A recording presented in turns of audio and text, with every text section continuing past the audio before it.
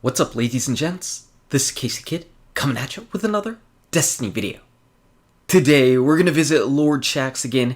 That's right, we've got 3 Lord Shaxx weekly bounties to go ahead and open up as we try to get ourselves up to 400 light. Yesterday, I got my first 400 light item, and I'm hoping to get some more as we keep going along. Now, I'm not saying making every single video is difficult, but I do put my life on the line out there each and every video, and you can see some of the pains and trials and tribulations that I have to go through in order to make these videos. For instance, this guy, who, I'm not gonna say he's cheating, but he is definitely doing the things that look like they happen whenever you're using a lag switch. Just saying. Just saying. Anyway, so in order to do these Lord Shaxx weekly bounties, the last time I ended up doing this, I asked people out there who hadn't already completed the long Crucible quest line that Lord Shaxx has, if you have to complete that in order to complete these Rise of Iron new weekly Crucible bounties. And the resulting responses were that yes, you indeed do. So even though the Lord Shaxx weekly bounties do not end in a true meaning of war anymore, you still have to complete that huge long Crucible quest. And yes, that is long and tricky and difficult, and if you haven't done it, start doing it, because this is just going to be another way for you to go ahead and get in-game light quality gear. And it's not the raid, it's not Trials of Osiris, this is always stuff that you can do solo on your own. So in-game light quality gear by doing something on your own. And if you're just a normal PvP player, that's a pretty solid thing to go ahead and do. Now, instead of having to complete 5 different bounties in a week, you only need to complete 1, and it only revolves around one particular game mode. So that's why I decided to go ahead and turn the ones in that I had completed already, because tomorrow's going to be reset and we're going to have new ones to go ahead and pick up.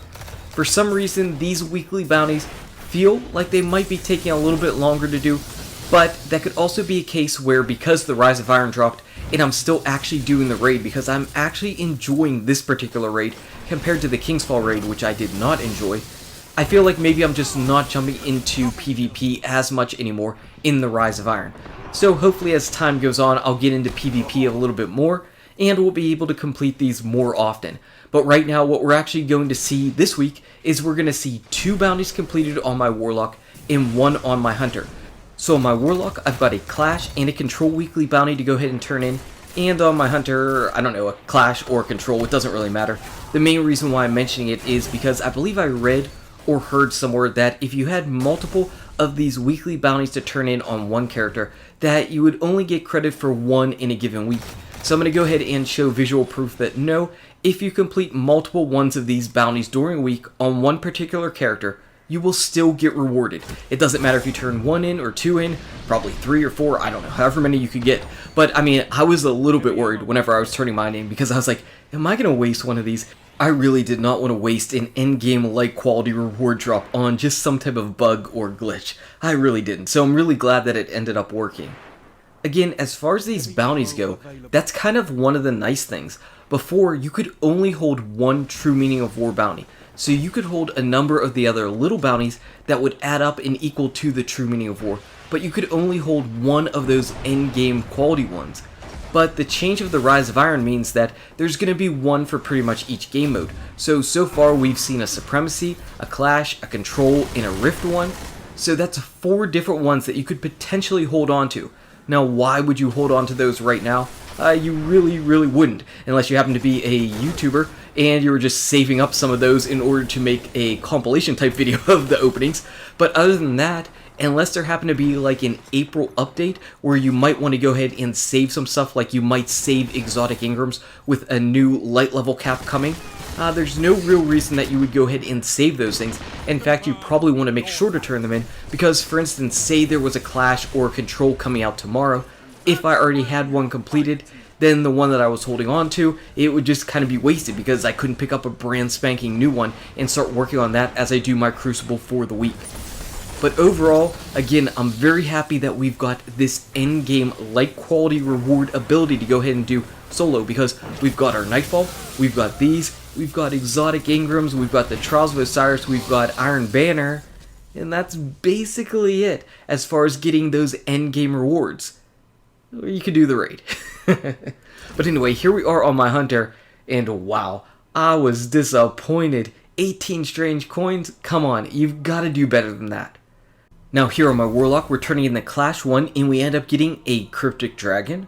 Okay, let's go ahead and move on over to the Control. I'm holding my breath as I'm opening it, and I get another Cryptic Dragon. Okay, so the rewards were the same, but let's go ahead and see what we ended up nabbing. We're again looking for that 400 light. There we go. There's a 400 and there's a 400. Two 400 primary weapon drops. That's what I'm talking about. Let's see what these end up looking like. So this one's got Take a Knee, and even though Take a Knee kind of got reworked a little bit, I still don't care about this thing. I don't care about Take a Knee. I find it to be a little bit of a wasted perk. So this is going to be Infusion Fuel for sure. I don't know if I'll put that into the Outbreak Prime or something else. And for my second one, so this one actually looks like it holds a lot more promise with Triple Tap and Third Eye. That's pretty cool. And we've also got Brace Frame for extra stability, or if we want all the range, we've got Rifle Barrel. So this Cryptic Dragon actually looks a lot better. It's actually got the same type of rate of fire as a Bullion Gemini, but because it's 400 light, I think I'm going to put it into something that I'm already using. So unfortunately, even though it looks cool, I'm probably going to use it as Infusion Fuel. Now you saw that I ended up leveling up Dead Orbit. I'm going to go ahead and pick some armor because my Hunter and Titan could use some boots and helmets. I didn't get either. I did not get either. But let's take a look at what we did get. So this chest piece, wow, the stat roll, 6160 that it came with, that's actually pretty solid. That is actually a pretty solid stat roll as far as getting up to tier 12. Absolutely, very, very nice. I don't think I'll keep it around. I don't really like the look of it. It looks kind of silly. But it came rolled pretty well.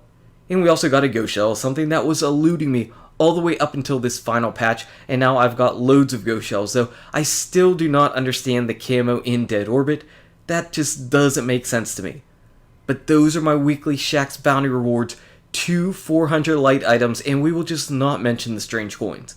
Anyway, guys and gals, thank you so much for watching. If you enjoyed this video, smack that like button and subscribe to the channel. Check out these awesome videos. Good luck with your raids, your drops, your Shaxx, and I'll see you around in Destiny. 400 light. Keep them coming.